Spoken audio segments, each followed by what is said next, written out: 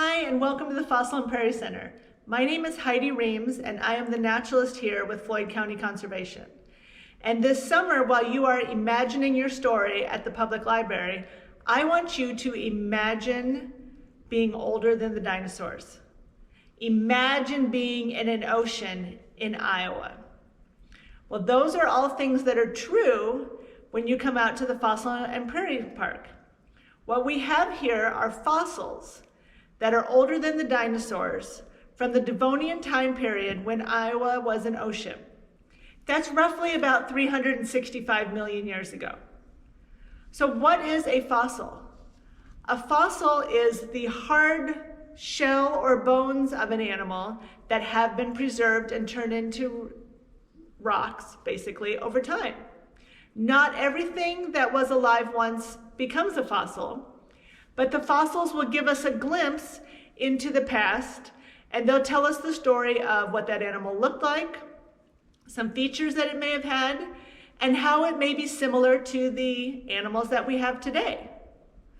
So during the Devonian time, Iowa was an ocean.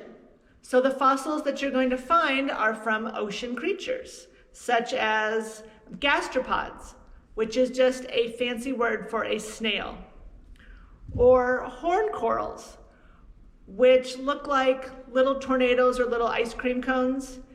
They're kind of like the colony corals that we think about in the oceans today, but instead of colony coral being like a big apartment house where all of the little polyps live together, a horn coral would just be like one polyp, one structure being on its own.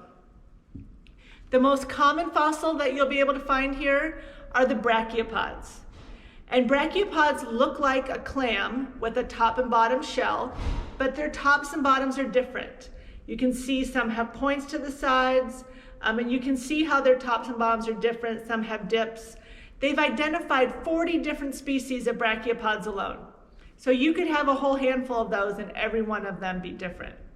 A true clam is called a pelecypod, and on those the tops and bottoms are exactly alike.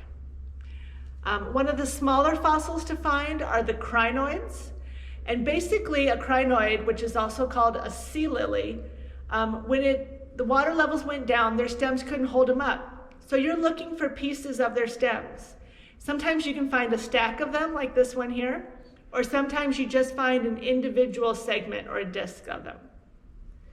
How do you find the fossils? Well, our fossils were discovered by the Rockford Brick and Tile Company. They were digging in what was the quarry area to get clay out of there to make their bricks and drainage tiles. And these fossils kind of got in their way. So that's how they were first found. But now when you come out to visit us at the Fossil and Prairie Park, you're able to find your own and take them home with you. It's not very hard to find the fossils. They're basically laying on the ground. Every time it rains, it uncovers a new batch of them.